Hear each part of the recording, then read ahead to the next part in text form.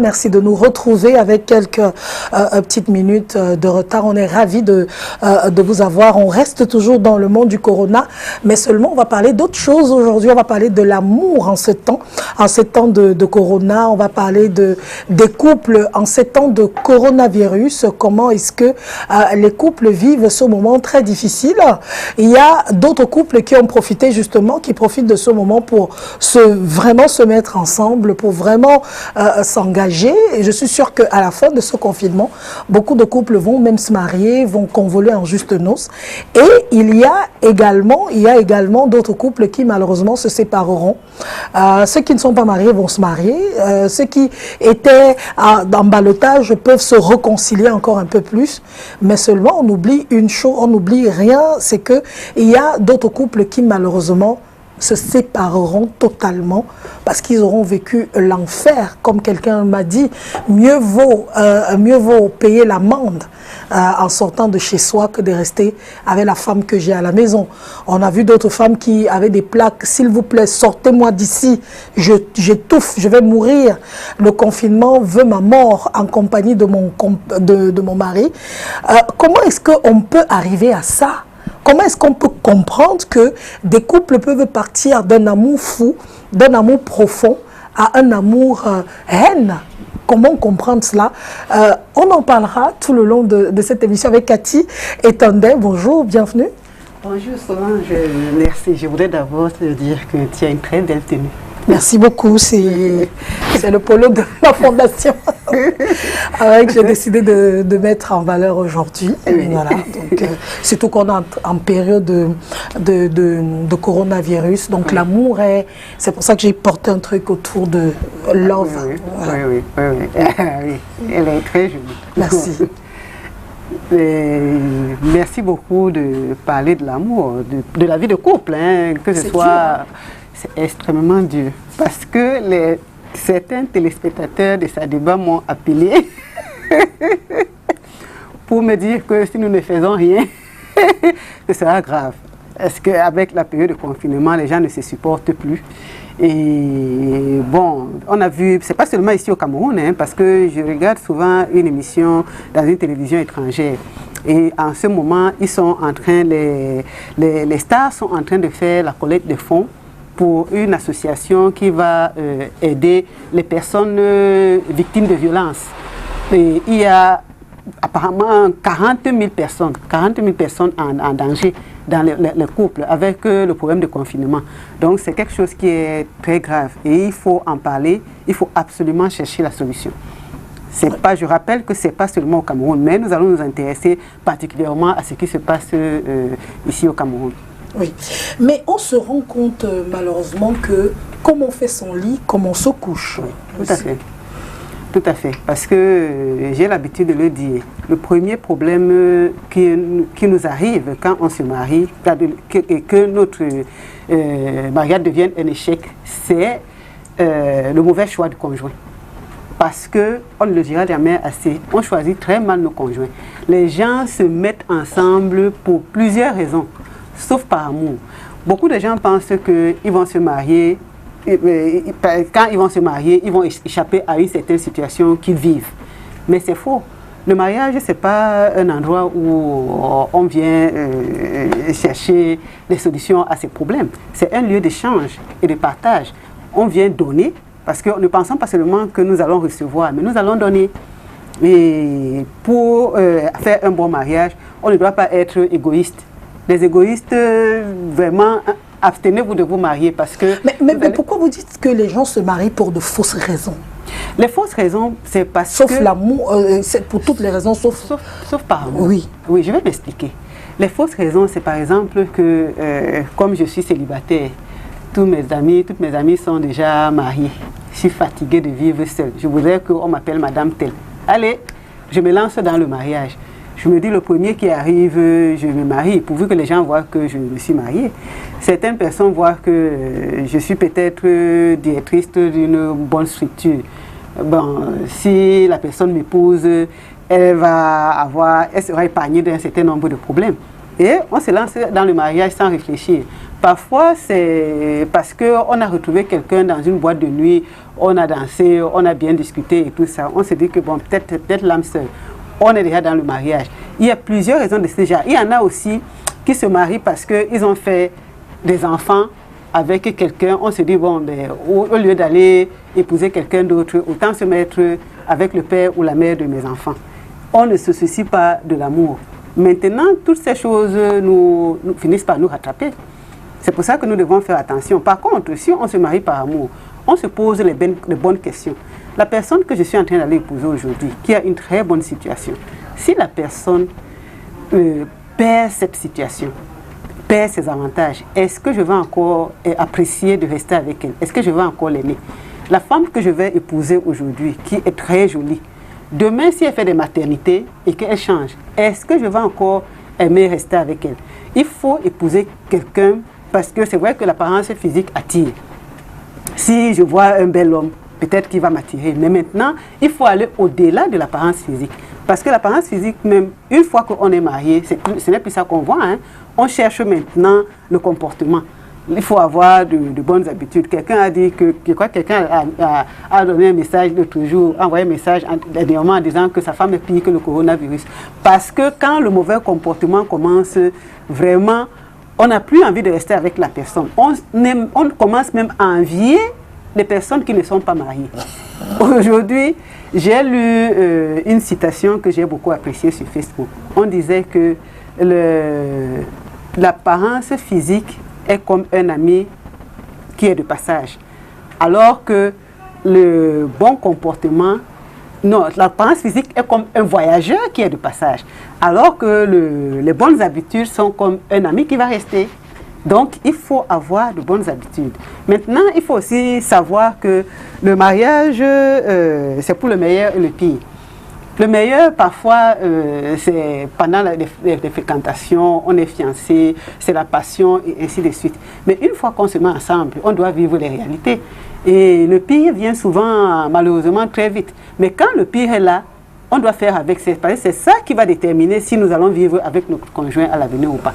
Or, beaucoup de gens ont du mal à traverser cette période. Mais justement, j'ai envie qu'on aille un peu à la genèse, parce que tout ce que vous avez dit est bien beau. Oui. Mais comment, en principe, ça devrait se passer lorsque vous rencontrez quelqu'un et que vous décidez de vous marier? Quelles sont les étapes importantes à franchir pour atteindre finalement le mariage? La première étape, généralement, hein, bon, c'est vrai que l'apparence physique, mais la passion est très importante. On aime la personne, on sort ensemble, on discute, peut-être on partage. Oui, on partage beaucoup de choses. Ça, c'est une étape incontournable. Elle doit aussi très bien se passer parce qu'elle a sa place.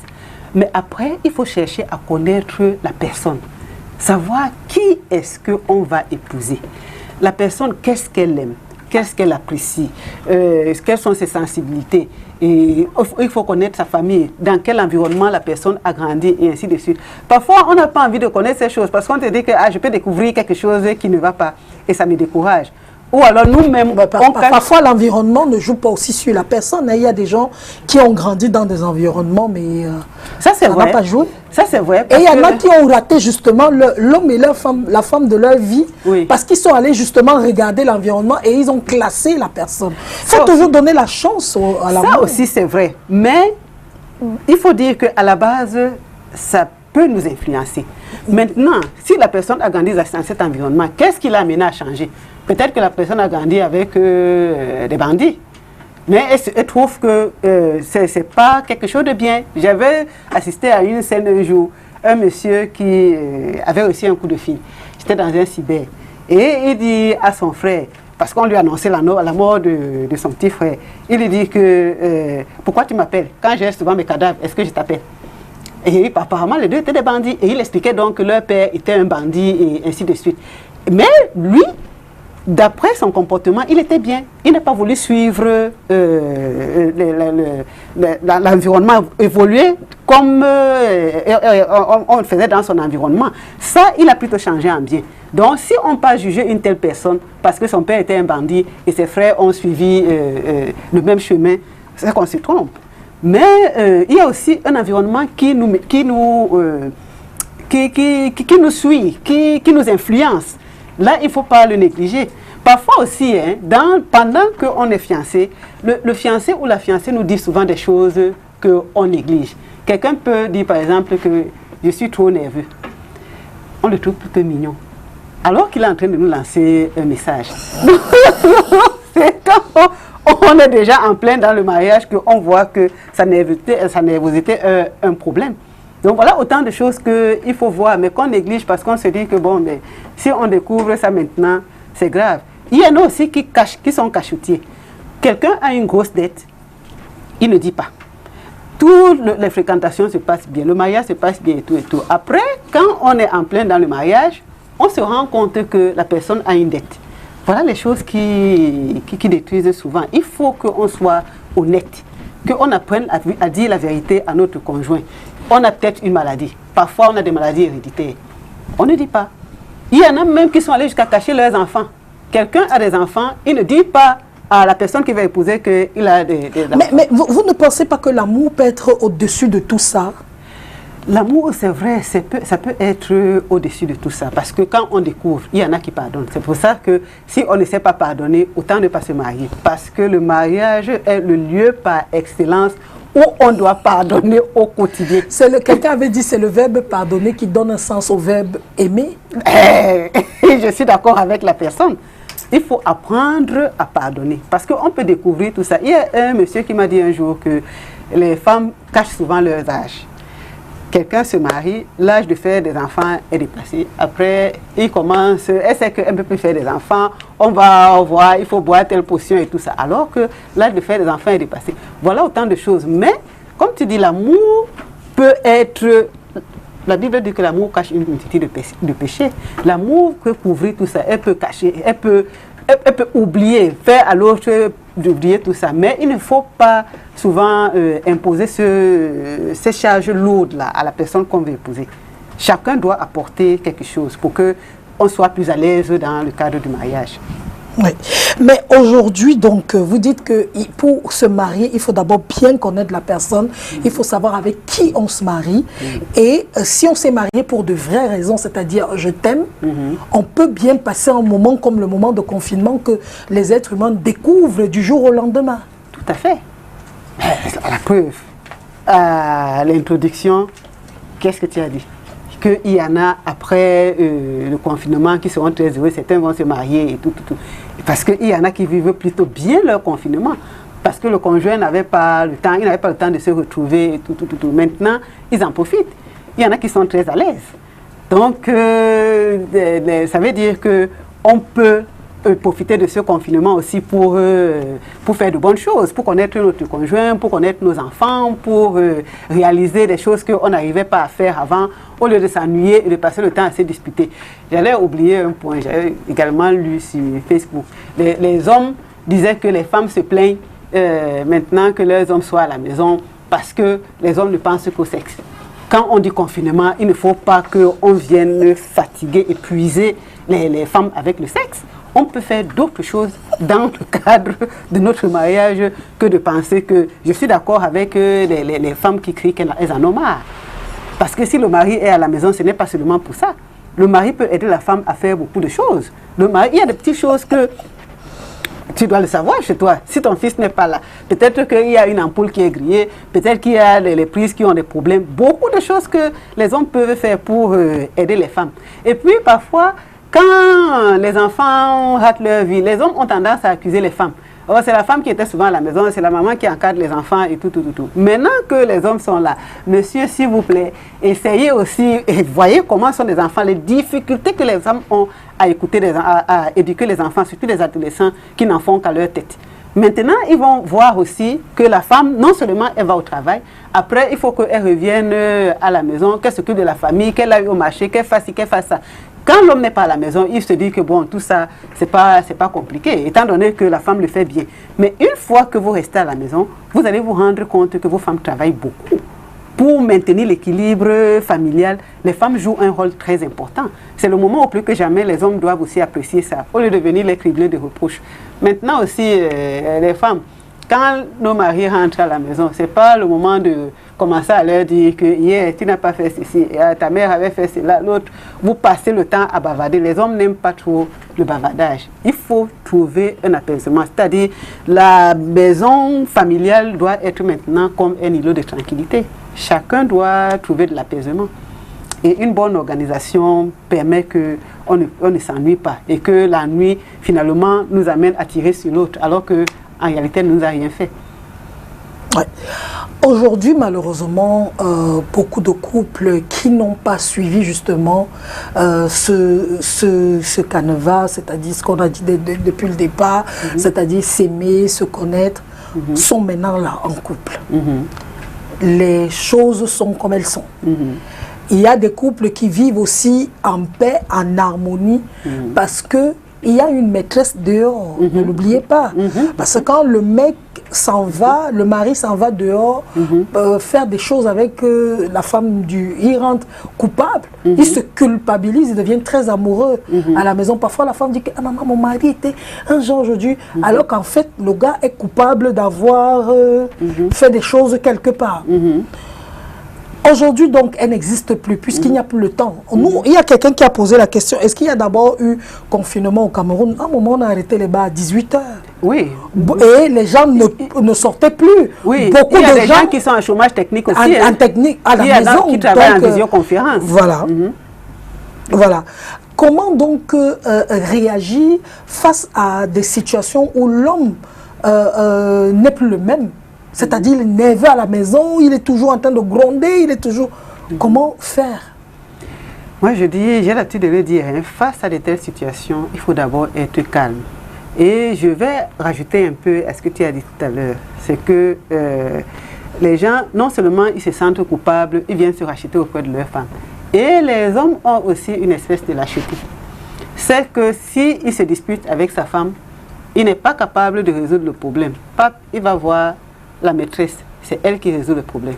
Donc les maîtresses jouent un peu des équilibristes dans le couple. Et tout ça, si la maîtresse n'est plus là, ça le rattrape parce que finalement, il faut qu'il regarde son épouse en face. Mais il change encore. Mais nous, les femmes, nous devons être calmes. Quand on a en face de nous quelqu'un qui est aussi nerveux, le fait d'aller l'affronter physiquement, ce n'est pas ça qui va résoudre le problème. Posons-nous les bonnes questions. Pourquoi est-ce qu'il est nerveux? Et maintenant, est-ce de ma faute? Parce qu'il faut toujours se remettre en question avant d'aller accuser l'autre. Donc, on se remet en question, nous essayons de le calmer, on essaye d'avoir un comportement qui va l'attirer pour voir si ça va changer. Parfois, ça marche. Parfois, ça marche. Maintenant, parfois aussi, il faut durcir le ton un peu quand c'est nécessaire. Pas tout le temps, mais pas tout le temps.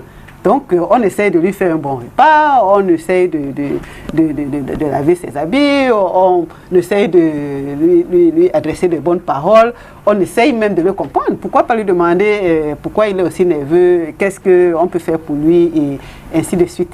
Donc, je pense que si on fait ces petites démarches-là, ça peut marcher. Moi, je vous prends l'exemple d'une jeune dame qui m'a écrit sur Facebook, sur Messenger, pour me raconter justement le problème qu'elle a avec son mari depuis qu'ils sont en confinement. Eux, ils sont du côté de la France. Donc, pendant cette période-là, elle dit que son mari ne l'a pas touchée du tout. Que son mari était dans une nervosité incroyable du 1er au 31, fermé comme une huître. Et elle a tout fait pour que son mari lui dise quelque chose. Rien. Elle a d'abord commencé par la séduction. Elle mettait les trucs, les portes jarretelles, les machins, etc. pour exciter son appétit. Rien. Quand ils étaient seulement à deux, ils n'ont pas encore d'enfants, ils sont dans la maison. À deux, ils n'ont même pas une grande maison, ils ont un studio, salon, chambre, cuisine et douche. Et même malgré ça, le gars ne lui adressait pas la parole. Elle fait les bons petits plats, elle joue son rôle de femme dans la maison propre. Le mari, rien du tout. Jusqu'à ce que elle a maintenant piqué une crise, c'est-à-dire lorsque vous avez déjà essayé comme ça n'a pas marché, essayé comme ça n'a pas marché, elle s'est dit que peut-être ça avait les problèmes, que ça va. La pauvre. Elle a tout fait et malheureusement le mari ne l'a pas regardé. Et c'est le jour où elle a donc commencé les problèmes que le mari lui a dit la vérité. Que là où tu vois là, moi, j'étais seulement avec toi comme ça. Ma vraie go est quelque part. Il lui a dit la vérité, qu'ils étaient déjà... Donc, parce que la fille lui a dit, si tu ne me dis pas, je vais même faire un scandale. Donc. Il lui a dit la vérité, j'aime quelqu'un d'autre. Elle allait devenir folle. Voilà. Pourquoi tu as accepté de te marier avec moi? Pourquoi tu es avec moi? Voilà donc les questions. Pourquoi est-ce qu'ils se sont mariés? Et le gars lui dit que quand le confinement va finir, je pense que c'est mieux qu'on se sépare. Donc lorsqu'elle m'écrit, elle se dit que je vais lui trouver une solution. Et moi, j'ai même les mots de tête le jour-là. Parce que quand je lis son histoire, je commence à avoir les mots de tête. Parce que je me suis mise à sa place. J'ai dit, mon Dieu, quelle situation embarrassante. Et c'est là où je lui demande, est-ce que tu as essayé la stratégie de l'indifférence? Voilà, par exemple. Elle me dit non. Je dis que l'homme est comme une ombre. Quand tu le suis, il te fuit. Mais quand tu le fuis, il commence à te suivre. Essaye de mettre ça en pratique. Appelle-nous quelques temps après et tu nous dis exactement comment ça marche. Et dernièrement, ça fait pas une semaine qu'elle m'a réécrit pour me dire que j'ai suivi le conseil de l'indifférence. Il est à mes pieds maintenant. Moi, je voulais justement dire la même chose, que quand on a déjà fait tout ce qui est humainement possible, il faut laisser la personne. Ça, c'est aussi souvent la solution, parce que après, ça devient comme le harcèlement. Et quand on va faire ça, on l'énerve, la personne se prend au sérieux et tout. Donc, nous connaissons. C'est pour ça que nous devons nous connaître, nous devons nous aimer. Maintenant, si la personne veut partir, c'est elle qui perd. Parce que parfois, on se dit que notre homme va partir et tout. Nous lui montrons qu'il l'a frappé à la bonne porte. Il est tombé sur la bonne personne. Maintenant, comme on dit chez nous, si on dit à un chien de manger dans l'assiette et qu'il décide de manger sur la feuille, qui perd? C'est la personne qui perd. Donc, elle a bien fait. Malheureusement, ce qu'on voit souvent, c'est que les gens passent le temps à faire des problèmes, à se disputer sans chercher la solution. Parce qu'il y a une différence entre chercher les problèmes et chercher la solution. La solution aux problèmes des couples, ce n'est pas qu'ils se disputent sans arrêt, que chacun rejette la faute sur l'autre, non. La solution, c'est aussi que quelqu'un fasse comme elle a fait là. Elle a essayé, elle a tout fait pour ramener son mari. Et maintenant, il peut même vouloir, peut-être qu'une autre femme était en train de lui faire la même chose. Mais la femme qui est à l'intérieur, quand elle a fini par toucher au point où il fallait, là voilà qui a ramené son tellement mari. La maîtresse te fait du mal que tu as envie souvent de parler à ta femme et de lui dire que il y a une femme dehors là qui me fait du mal.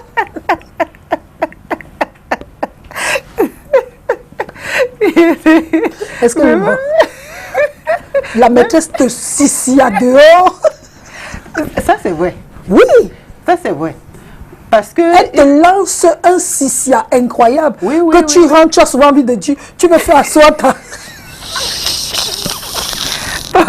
Parfois elle te dit, tu pars, je me suicide, et ça c'est vrai. C'est vrai. Mais c'est pour ça que les gens excusent beaucoup l'infidélité. Mais l'infidélité crée des conséquences graves. Incroyables. Oui. Moi, je dis toujours que les conséquences de tous les actes que les humains posent dans la société, nous, les travailleurs sociaux, on les vit dans notre travail. Ce que les gens négligent, oh, si j'ai une maîtresse, c'est pas grave. Hier, quelqu'un disait que je donne tout à ma femme, donc si je la trompe, c'est pas grave. Non. Parce que les hommes ont réduit les femmes à ça. Elles ont besoin d'argent, elles ont besoin de matériel. Il y a des femmes qui s'en foutent de l'argent, elles s'en foutent du matériel parce qu'elles peuvent se les procurer. Elles ont besoin de la personne, elles ont besoin d'amour. Maintenant, si quelqu'un pensait qu'en lui donnant tout, quand la femme se plaint, tu as tout ce que tu veux, non. Mais avoir tout ce que tu veux, ça ne veut pas dire que l'homme s'en aille. Je peux travailler, gagner bien ma vie et me donner, m'offrir tout ce que mon mari m'offre. Mais Solange peut m'offrir ce que mon mari m'offre. Même mes enfants peuvent m'offrir ce que mon mari m'offre. Donc on va dire que l'amour, ce n'est pas seulement le bien matériel. L'amour, ce n'est pas seulement le bien matériel. Le bien matériel les biens matériels mettent du piment font parmi les ingrédients qu'il faut dans le cadre du mariage, hein, qu'il faut en amour. Parce que si je suis mariée et que mon mari m'offre une belle voiture, ça me fait plaisir. Si mon mari revient du travail du soir et qu'il me dit, je t'ai gardé une belle paire de chaussures, un joli sac, ça va me faire plaisir. Maintenant, s'il m'apporte la moitié de son salaire en me disant, mange et tais-toi, je ne suis pas d'accord. Je ne suis pas d'accord parce que j'ai ma dignité. Je voudrais aussi, bon, peut-être parce que moi j'ai déjà un certain âge, peut-être que les jeunes filles ne réfléchiront pas comme moi, mais normalement, c'est ce qu'il faut faire. Donc, chacun doit avoir sa dignité. On va vers quelqu'un parce que la personne nous aime. Ce n'est pas parce qu'on a besoin de matériel. Il faut dire qu'on remarque aussi que de nos jours, beaucoup de femmes partent vers les hommes parce qu'ils ont le matériel. C'est comme les hommes aussi viennent vers les femmes parce qu'il y a le matériel. Après, ça se gâte. De toutes les façons, ça va finir par se gâter si on ne se ressaisit pas. Par contre, si on ne se marie par amour, quelqu'un aime sa personne, ça peut même, le matériel peut ne plus être là demain. Oui, justement, Cathy Etondé, comment est-ce que, normalement, le couple devait vivre cette période de confinement? Comment est-ce qu'en principe, le couple devait vivre ça? Moi, je pense que le couple devait dire Dieu merci. Surtout ceux qui n'ont pas souvent le temps de se retrouver. Nous qui avons des enfants, moi j'ai beaucoup apprécié cette période de confinement parce que parfois je suis tout le temps partie, je retrouve mon fils, lui aussi il est parti à l'école, mais on découvre à qui on a affaire. Maintenant, essayons de mettre ce confinement à profit pour stabiliser ce que nous avons, le mariage, la vie de famille et ainsi de suite. Donc les couples devraient maintenant apprendre à se connaître. Ils devraient discuter, parce que beaucoup de couples n'ont pas le temps de se discuter. Ils devraient exprimer leurs sentiments négatifs. Exprimer les sentiments négatifs, ça ne veut pas dire qu'on se met à insulter l'autre. Non, il y a telle chose que j'apprécie, telle autre que je n'ai pas appréciée. J'aimerais qu'on arrange ça et ainsi de suite. C'est ça que les couples devraient mettre à profit. Maintenant qu'on est à la maison tous les deux, le matin on s'en va, on laisse tout à la bonne, ou alors on n'a pas de boy et tout ça. Est-ce qu'on ne peut pas voir les ratés? Et on essaye de les rattraper. Peut-être qu'on n'avait pas souvent une bonne organisation. Parce que quand on prend du recul, on commence à voir les erreurs que nous-mêmes nous avons commises. Donc c'est ce que beaucoup de couples devraient faire maintenant. Au lieu d'aller chercher la petite bête. Est-ce que c'est un pour fouiller le portable? Ou il faut fouiller le portable, ce qui ne sert à rien. Il faut aller voir que mon mari m'avait fait telle chose. On m'avait même dit qu'il avait la maîtresse que tu avais il y a 10 ans là. Peut-être qu'ils ne sont même plus ensemble. Allez, on ramène ça sur le tapis et la dispute a commencé. Le problème qu'on avait résolu. Tu te souviens que ta mère m'avait à 18 ans. Dit à 18 ans, ça revient. Dernièrement, tu avais voyagé, tu avais demandé une montre, tu me l'as pas rapporté. On attend le confinement pour aller donc comme on est seulement deux. Le tout, si tu ne peux pas sortir, tu vas voir. Chacun va chercher le cadavre que l'autre a dans son placard. Et puis maintenant... Au lieu d'enterrer les bêtises, d'avancer, d'incinérer même. Et parce que quand on incinère, ça veut dire que ça n'existe. Incinérer, aller jeter dans l'eau depuis et avancer. Non, on peut carrément reconstituer et le ressusciter. Tout à fait. Et maintenant, les hommes aiment bien faire ce qu'on appelle le hop eye. Donc maintenant qu'on a deux là, tente d'ouvrir ta bouche. Quand c'était dit, je vais refaire ton portrait. Le souci de ça. Oui. Et profite justement du fait que... Et comme il sait que la femme a besoin de lui là. Oui. Tu ne peux rien dire. Dès que tu veux seulement ouvrir, je te dis non. Si tu parles, je sors.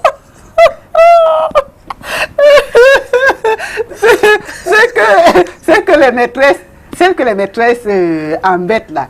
Le mari, je ne sais pas s'il dit que je sors. Tu sais que Solange est là. Donc tu m'énerves un peu. Je pars habiter chez Solange. Je m'avais fait mon confinement chez elle. Tu vas te plaindre de ce qu'il y a corona. C'est pas étonnant qu'on dit qu'il y a 40 000 cas de violence conjugale. Oui, c'est incroyable. Oui. On va revenir sur la violence conjugale. On est en train de voir les cas de figure. Oui. Les différents cas de figure pendant cette période-ci. Donc, si les téléspectateurs de STV appellent pour dire qu'ils n'en peuvent plus, On doit comprendre, parce que si les gens vivent ça, ceux qui disent qu'il n'y a pas eu confinement au Cameroun, il y en a eu. Parce que, comme tu disais, on a fermé les bars, ils ne partent plus dans les boîtes de nuit. La maîtresse même a peur que la femme, l'épouse peut avoir le corona, le mari, parce qu'on a vu qu'ils sont partis de loin pour venir donner ça aux autres. Et les gens sont en visioconférence, les autres sont en chômage technique, et ainsi de suite. Même les commerçants au marché étaient obligés de partir un peu plus tôt, parce qu'il fallait fermer le marché. Donc, ce n'était pas comme les autres qui étaient obligés de se regarder 24 heures sur 24, mais il y avait quand même, il y a eu confinement. Ce n'est pas pour rien que les gens ont crié qu'il faut lever certaines mesures barrières, parce qu'on n'en pouvait plus. Donc, je pense que vraiment, ce n'est pas le moment de se tirer dessus. Ne vous battez pas. Mais il faut plutôt essayer de prendre du recul, parce que quand on prend du recul, on saute mieux. Prenons du recul pour mieux sauter. Si on avait des choses à reprocher à notre mari, c'est le moment où plus que jamais, on doit lui servir un bon plat et trouver les mots. Parce que c'est très important de trouver les mots pour expliquer à l'autre, pour exprimer les sentiments négatifs. Quelqu'un, un homme politique, avait dit dans un pays étranger qu'il y a les mots qui ont la puissance d'une balle. Et c'est vrai, parce qu'on avait dit quelque chose à un autre homme politique qui allait se suicider. Certains trouvaient que c'est parce qu'on lui a seulement dit ça. Mais non, il y a les mots qui ont la puissance d'une balle. Et c'est comme il y a aussi des mots qui ont la douceur d'un baume, d'un miel. Parce que quelqu'un peut être fâché, mais la manière dont on lui parle, la manière dont on le prend, ça l'amène à se calmer complètement, à devenir même raisonnable. Donc c'est nous qui pouvons faire des efforts pour que notre vie de couple soit heureuse. Qui doit faire les efforts, l'homme ou bien la femme? Parce que malheureusement, on pose tout sur l'épaule de la femme aujourd'hui. Tous les deux. Tous les deux doivent faire les efforts. Ben les cas parler de l'amour à sens unique, c'est pas agréable à vivre. Donc l'homme et la femme doivent faire les efforts. Mais nous, les travailleurs sociaux, on sait que c'est la femme qui booste le mariage. La femme a beaucoup de qualités. La femme est maternelle. Ça ne veut pas dire que l'homme n'a pas de qualité. Hein. Donc la femme, c'est elle qui ramène, elle a la capacité, elle est très forte. Mais est-ce que ce n'est pas ça qui a fait en sorte qu'aujourd'hui, parce qu'on ne fait que dire ça chaque jour, tous les jours, on dit que non, c'est la femme, c'est la femme, c'est la femme, que les hommes sont devenus paresseux et ils deviennent justement des sissiailleurs, comme on racontait là. Parce que ces hommes-là ne sont pas capables d'apprécier les qualités de leurs femmes, ni leurs capacités, qui paient. Les hommes, en général, meurent avant les femmes, hein, parce que les femmes leur donnent tout, mais elles trouvent que c'est un acquis, ou bien parce qu'elles ne peuvent pas trouver mieux ailleurs. Ils partent donc chercher quelqu'un qui ne peut pas leur en donner autant. Après, ils ne peuvent pas parler, ils sont obligés de jouer. C'est eux qui souffrent. Nous, les femmes, nous ne devrions pas souffrir, hein, parce que nous faisons ce que Dieu nous demande. Parce que celui qui nous fait du mal n'est pas forcément heureux, hein. Celui qui nous fait du mal est même parfois plus, je ne dis même pas parfois, est plus malheureux que nous. C'est vrai que nous souffrons, mais lui, il souffre 2 fois plus que nous. Donc nous devons faire notre devoir. Ce n'est pas parce que l'autre ne fait pas son devoir que nous ne devons pas faire le nôtre. Il faut remarquer que les femmes qui jouent leur rôle dans le foyer, même si les hommes s'en vont, ils trouvent toujours le moyen de revenir vers elles après. Donc, ça veut dire que nous, les femmes doivent être très appréciées. Il y en a qui restent, l'homme finit par faire exactement ce qu'elle demande. Pas parce qu'elle allait bagarrer, c'est parce qu'il a découvert que c'est la femme qu'il lui faut et qu'elle avait des qualités. Les hommes ont ce défaut qu'ils partent facilement, c'est-à-dire après une dispute, on est parti. Ou alors, c'est que la famille est en train de dire que ta femme ne sourit pas, ou elle m'a fait ceci, elle m'a fait cela. Au lieu d'aller dire à la femme que voilà, il y a tel problème, allez, il faut que je cherche une maîtresse ou une deuxième femme. Et parfois, on cherche, la maîtresse devient même la deuxième femme. Mais ça ne résout pas le problème. Parce que quand celle-là, elle arrive, elle va retrouver les mêmes réalités. Donc, les deuxièmes femmes là même ont souvent le problème. Elle va trouver les problèmes de la première femme et peut-être de ses enfants et de la famille de la première femme et de la famille du mari. Après, elle va encore venir avec ses propres problèmes, avec sa famille et la famille du mari et tout. Parfois, on dit que c'est la troisième femme qui fait l'équilibre. Ça fait beaucoup de problèmes à la fin parce qu'on a refusé de reconnaître les qualités de sa femme ou alors parce qu'on n'a pas été capable de résoudre les problèmes. Les problèmes que nous refusons de résoudre finissent toujours par nous rattraper. Comment donc un couple, vous avez dit ça tout à l'heure, mais il y a quelqu'un qui me pose la question, le cas pratique.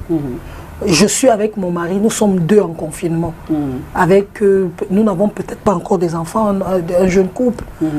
Comment est-ce que je dois me comporter? Comment est-ce qu'on devrait chacun se comporter? Le cas pratique. Oui, si on est avec son conjoint, on n'a pas d'enfant, on a deux, on est en confinement. Déjà, je le dis toujours à la base, il faut être calme. Le calme résout beaucoup de problèmes. Le confinement en lui-même n'est pas facile. Parce que si on doit rester dans la même pièce du matin au soir, vraiment, même si la pièce est jolie, on a quand même envie d'aller voir ce qu'il y a à l'extérieur. Ça nous rend nerveux. On a envie de changer. Maintenant, on doit contenir notre nervosité, on doit profiter de la compagnie de l'autre. Et maintenant, il faut éviter des problèmes inutiles, des disputes. Nous tous, à la base, on a les mêmes problèmes. Solange, moi et les autres, nous avons les mêmes problèmes. Maintenant, c'est la façon dont nous gérons les problèmes qui fait la différence entre les uns et les autres. Donc, nous devons éviter les problèmes inutiles. C'est-à-dire, si on a peut-être notre mari ou notre femme s'est levé le matin, il ne nous a pas salué. On lui a même dit bonjour, il n'a pas souri, alors que d'habitude il sourit. Allez, c'est parti. Peut-être que comme il n'a pas souri là, il a même son téléphone tout à l'heure. Est-ce qu'il n'était pas en train de causer avec sa maîtresse? Et on lui a dit qu'on est déjà dans l'imagination grave. La susceptibilité. La susceptibilité. Nous devons éviter ça. Quelqu'un peut avoir mal dormi. Quelqu'un peut se dire que, parce que beaucoup de gens ont des soucis maintenant, on m'a envoyé un chômage technique, est-ce que je vais revenir au travail? Il y a des gens qui se posent les questions. Certaines sociétés n'ont pas préparé les employés avant de les envoyer en chômage technique, avant de les amener travailler en visioconférence. Donc ça peut passer dans la tête de quelqu'un. On lui dit bonjour alors qu'il est en train de réfléchir et il ne répond pas. Nous devons le savoir. Peut-être qu'on nous a annoncé une mauvaise nouvelle. Peut-être c'est notre maman qui est malade, elle nous a appelé ou on nous a envoyé le message. Pendant qu'on est en train de réfléchir, je suis en confinement, je n'ai pas d'argent et tout. La femme est arrivée, peut-être elle voulait me prendre dans ses bras le matin. Je dis que non, attends un peu, je ne suis pas bien. J'avais encore bien dit que... Donc évitons les susceptibilités, des problèmes inutiles. Les hommes et les femmes ne se comportent pas de la même manière. Quand un homme est comme ça, par exemple, il faut le laisser. Il faut le laisser. Quand il va se retrouver, lui-même va revenir dire que mais tout à l'heure, là, vraiment, on m'a appelé, tel m'a appelé parce que maman ne se sent pas bien. J'étais en train de réfléchir. Par contre, les hommes doivent aussi comprendre que nous, les femmes, avons besoin de nous exprimer. Si on m'a envoyé un chômage technique, maintenant, je suis en train de me poser les questions. Là, à un moment donné, j'ai perdu le sommeil dans la nuit. Le matin, je me pose les questions. Le réflexe de la femme, c'est que quand elle s'élève, qu'elle dise à son mari, chérie, vraiment, le confinement, là, et tout. Il ne faut pas que la femme, l'homme lui dise que tu bavardes trop. Est-ce que c'est toi-même qui est en chômage technique? La femme a envie de s'exprimer, parce que c'est ça qui nous donne l'équilibre. Donc, laissez les femmes dire ce qu'elles ont sur le cœur. Ça les aide. La femme a envie de savoir que l'homme m'a compris, même s'il est en train de me tromper. J'aime bien une chanson de Grace Descartes, où elle dit que quand je me lève le matin, je voudrais que tu me dises que tu m'aimes. Même si tu me trompes, même si tu me mens. Donc, je veux seulement entendre ça. Même si, vraiment, faites l'effort d'écouter vos femmes, parce que nous, les femmes, on aime bien être écoutées. Et les femmes aussi... Moi, je ne veux pas que tu me dises que tu m'aimes alors que tu ne m'aimes pas. Je refuse. Moi, je ne veux pas. Je veux que tu le dises parce que c'est sincère. Oui, mais toi, ça te ressemble, Solange. Ouais. Moi aussi, c'est ce que je veux. Mais je veux dire... Me dis un truc pour mes oreilles ne veulent pas entendre le mensonge parce que à cause du mensonge, elles te quittent.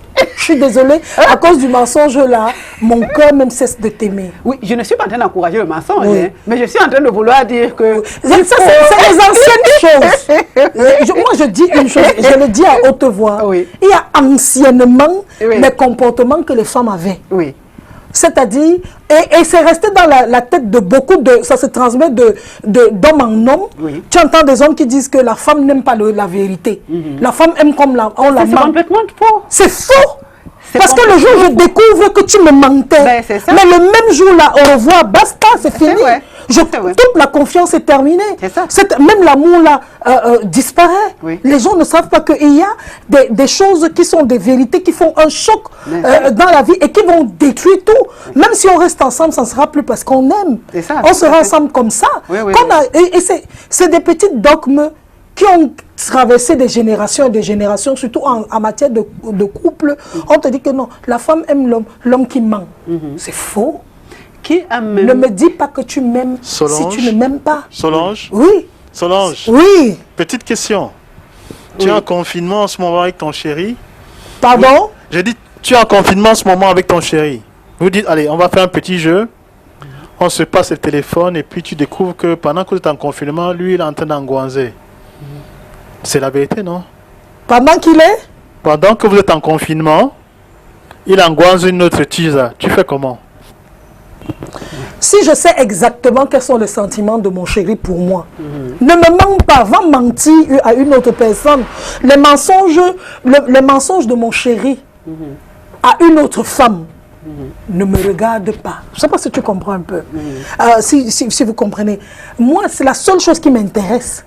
C'est les mensonges à mon endroit. Je ne regarde pas ce que tu fais. Une relation amoureuse, c'est deux personnes. Et quand je confiance à mon homme, quand je l'aime, quand je lui fais confiance, que mon mari pas te mentir à 150 femmes dehors. Même si c'est son ex? Je dis que, oh là là, Eric, Même si c'est son ex? même si c'est son ex, Chouba. je dis, ça dépend de ma relation.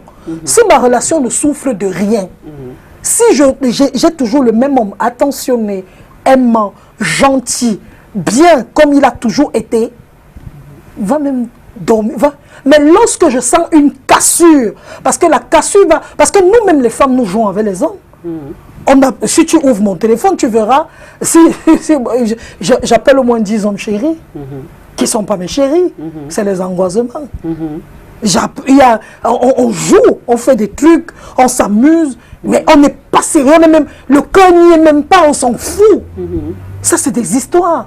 Mais la seule chose qui est intéressante, c'est que ce chéri-là ne vienne pas, parce qu'un nouveau chéri peut entrer dans ta vie, alors que tu partais comme un jeu, et commence à faire en sorte que tu oublies même celui qui est à l'intérieur, qui fait en sorte qu'il y aura une petite cassure. Oui, c'est un jeu dangereux. Mais maintenant, si ma relation est toujours propre avec lui, ne viens pas me mentir. Les histoires que les gens racontaient que non, la femme aime le mensonge, c'est des bêtises. Beaucoup de couples, vous êtes travailleuse sociale, vous savez de quoi je parle. Beaucoup de couples sont séparés aujourd'hui à cause du mensonge. Bien sûr, bien sûr. Parce qu'elle a découvert plus tard la vérité. Oui, oui, oui, oui. Le mensonge, c'est pas... Sur quelle base même les femmes? Parce que on dit souvent que... je pense qu'on dit que les femmes ont la femme elles aiment être trompées. Parce que quand on leur dit la vérité, elles ne croient pas. Mais c'est quand on les ment qu'elles croient. Donc ça, je pense que c'est complètement ironique. Moi, je ne suis pas d'accord avec ça. Oui. Parce qu'il y a des gens qui aiment mener une double vie. Quand on mène une double vie, le jour où l'autre conjoint, ce n'est pas seulement la femme, hein, même l'homme, quand il découvre que la femme mène une double vie, vraiment, on se sent tellement trahi, c'est tellement douloureux. Si les hommes pouvaient imaginer ce que les femmes ressentent quand elles sont trompées, quand elles sont menties, quand elles sont trahies, vraiment, elles ne le feraient pas. Parce que les hommes même ne supportent pas qu'on les trompe. Les hommes ne supportent pas. Parce que quand on mène une belle vie, on a une bonne vie de famille, on a des projets avec notre conjoint, notre épouse. Et qu'on découvre que la même personne qu'on a en face de vous, est en train de faire exactement, produire la même chose ailleurs. Il y en a qui ne tiennent pas le coup et ils finissent par mourir. Certains deviennent fous. Donc nous devons faire attention. Maintenant, on est en train de parler de ce qu'il faut faire au quotidien. Si on évite les problèmes inutiles, je crois que le confinement va commencer à être acceptable. Maintenant, il y a autre chose qui dérange aussi. Il y a les femmes paresseuses. Les femmes paresseuses quand on mène une vie normale, on peut pas le voir. Parce qu'il y a la bonne, il y a qu'elle est partie au travail, il y a. Peut-être même qu'en confinement, même la bonne ne vient pas parce qu'elle-même aussi est en confinement. Maintenant, on s'élève le matin. On n'est pas capable de balayer sa maison. On n'est pas capable de faire ci, on n'est pas capable de faire ça. Ça, c'est des choses qui choquent les hommes. Il y en a qui s'en foutent, hein. Mais ça, c'est des choses qui choquent les hommes. Et maintenant, il faut aller manger au restaurant. Les restaurants même sont fermés. Il faut aller acheter les prêts à cuire. L'homme a envie de manger la gastronomie. Voilà les choses, mais parce que celles qui s'arrivent, c'est généralement les femmes qui sont très, très, très jolies. Les hommes les ont suivies parce qu'elles étaient très belles. Maintenant, elle a les ongles qui ne doivent pas se casser. Elle a son maquillage qui ne doit pas prendre un coup. Elle a. Ça, forcément, le mariage va se gâter. Est-ce qu'on doit encore, pendant cette période de confinement, séduire? Comment séduire? Puisqu'il n'y a plus pendant cette période-là, il n'y a plus les salons ouverts, il n'y a plus les trucs ouverts, le nyanga, un genre là. Comment est-ce que les femmes doivent faire? C'est parce que, Solange, nous les femmes, nous pensons que pour séduire un homme, il faut ajouter les couches sur le visage, de make-up, de rouge à lèvres et tout. Et ça vient aussi un peu d'être naturel. Il y en a qui peuvent séduire en étant naturels. Donc, on n'est peut-être pas allé au salon de coiffure, mais on a bien lavé nos cheveux, on a taillé nos ongles, on a porté des habits propres, on est naturel. Apprenons à nos hommes à nous apprécier aussi quand nous sommes naturels. Comme ça, ils vont voir la différence. Un jour, ça peut arriver qu'on ait plus tous ces rajouts-là. J'étais un peu, je ne vais pas dire choquée, mais j'étais un peu bouleversée une fois. Je suis allée chez une personne et je l'ai retrouvée chez elle. Je ne l'ai pas reconnue. Parce que la personne n'avait plus tous les accessoires. Je me suis demandé mais qu'est-ce qui n'a pas marché? Qu'est-ce qui lui manque? Donc apprenons aussi à nos hommes que nous sommes naturels, qui nous aiment aussi comme ça. Parce que sans make-up, sans rouge à lèvres, sans. Bon, il y a des femmes qui sont naturelles. Hein. Moi, par exemple, je ne mets pas le rouge à lèvres. Ça, je ne pense pas que ça fait de moi une femme réduite par rapport aux autres. Je ne mets pas le vernis plutôt. Je ne mets pas le vernis. Mais quand je suis à la maison, je ne vois pas la nécessité de mettre le rouge à lèvres. Mais est-ce que c'est ça, Katia Tondé, qui séduit une femme, un homme? Les rouges à lèvres, les vernis, les trucs comme ça. Sincèrement. À première vue, nous tous nous aimons ce qui est beau. Parce que même nous, je peux prendre la question autrement. Si on met ici un homme qui est très beau, très stylé, bien habillé, on met un autre à côté qui est crasseux. Vraiment, même si on veut être raisonnable, on récupère d'abord celui qui est bien, celui qui est beau, qui a une apparence physique impressionnante. Donc, les hommes sont attirés par tout ce qui est beau. Donc, mais après, ce n'est plus cette beauté-là qui les fait rester. C'est le cœur qui les fait rester, ce sont nos qualités. Vraiment, les femmes, ne nous trompons pas. C'est bien beau d'être belle. Après, on ne voit plus notre beauté. C'est les qualités qui font en sorte qu'on reste. C'est pour ça qu'on voit que les hommes abandonnent parfois de très belles femmes. Ils partent suivre celles qui n'atteignent même pas celles qu'ils ont à la maison. Parce qu'ils recherchent la paix du cœur. La paix du cœur, ce n'est pas le bling-bling. La paix du cœur, c'est que quelqu'un a des qualités exceptionnelles qui nous amènent qui nous ramollissent. Les gars m'ont expliqué ce que signifie paix du cœur. Oui, explique-moi. Je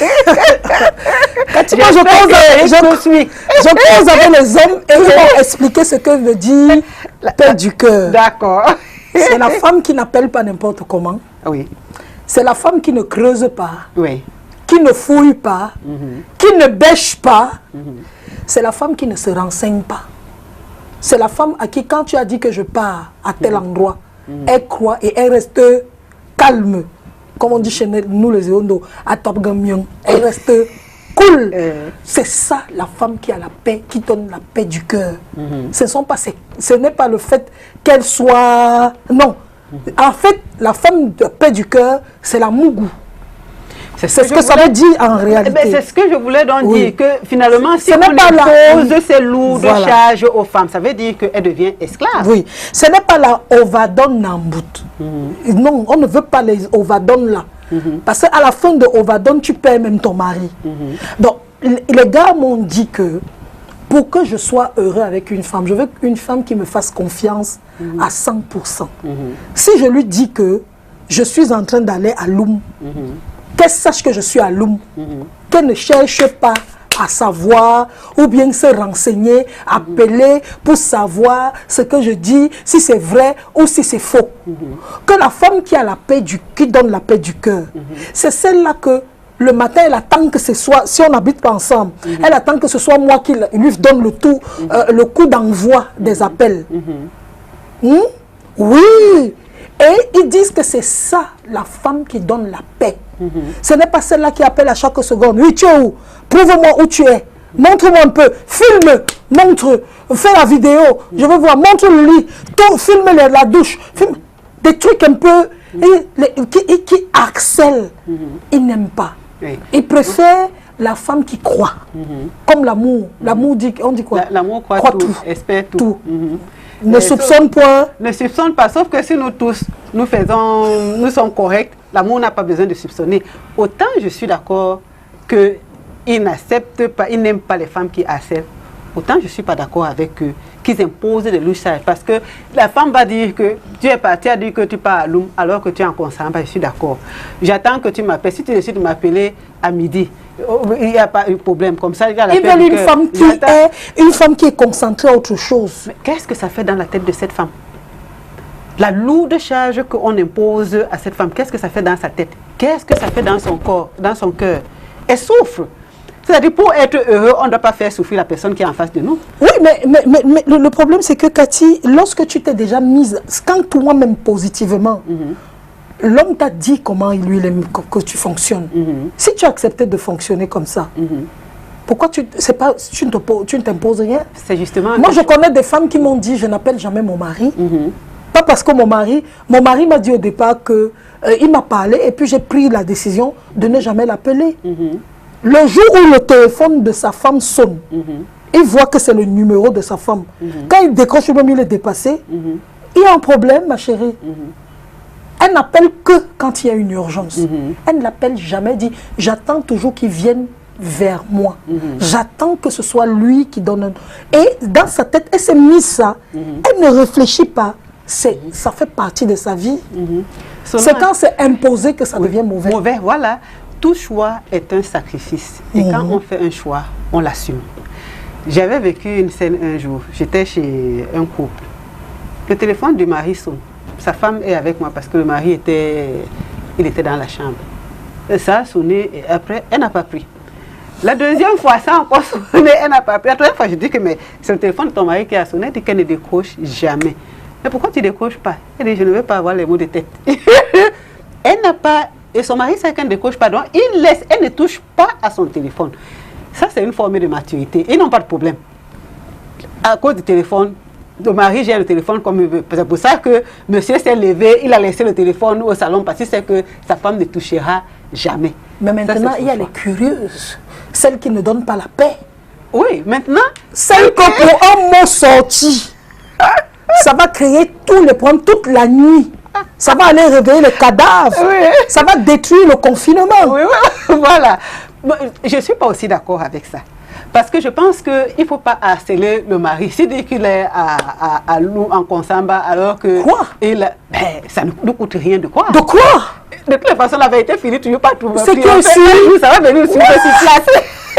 C'est pas la peine de faire les problèmes. C'est ce que les gars m'ont dit que c'est ça une femme qui te donne la paix. Oui, oui. C'est une femme qui croit tout. Chérie, comme tu vois là, je suis en train de... Ok bébé, bonne journée. Et comme tu as dit bonne journée là, tu passes à autre chose. Tu commences à t'occuper, tu commences à... Lui, mais vient t'envier dans ce que tu fais. Donc maintenant, il y a aussi le téléphone. Ça sert à quoi d'aller fouiller le téléphone? Ça sert à rien. Il faut laisser le téléphone à la personne. Le jour où il y a un problème, ça va venir nous suivre sur place. Maintenant, on dit toujours ici que nous devons nous aimer. Nous devons être occupés. Et il y a quelque chose que je voudrais absolument souligner. Il faut bien vivre son célibat.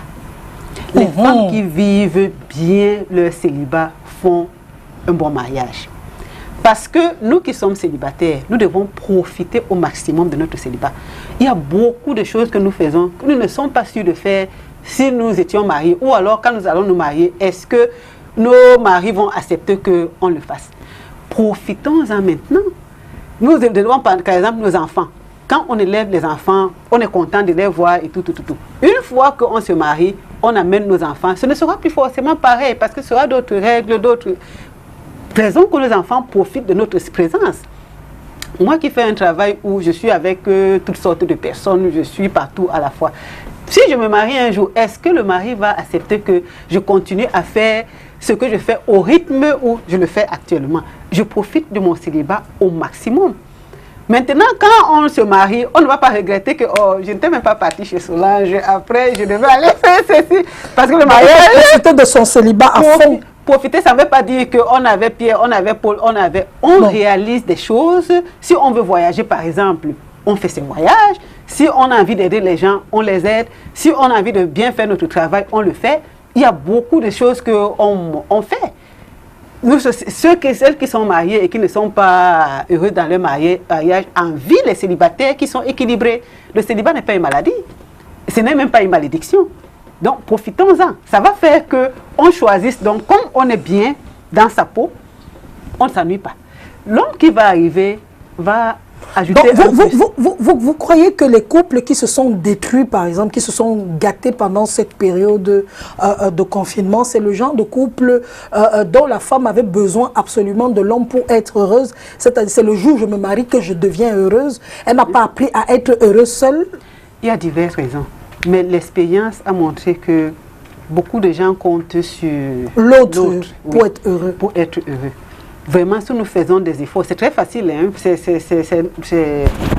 Peut-être on est des humains. C'est peut-être ça qui nous amène à penser que c'est grâce à l'autre qu'on est heureux. C'est pour ça que quand on se marie, tu dois revenir du travail à telle heure, tu ne dois plus être avec tes amis. Des choses qui font en sorte qu'un humain soit équilibré. On commence à interdire ça à l'autre. Les hommes aiment souvent parfois regarder le match de football, ou bien ils aiment être avec leurs amis. Les femmes aiment leur famille. Ne dis pas à la femme, ok, maintenant que tu es une femme mariée, ta mère, là, ta soeur, que tu aimes beaucoup aller voir, bon ami, ça dit maintenant c'est terminé. Alors que tu aimes bien voir ta soeur. C'est ça qui fait ton équilibre.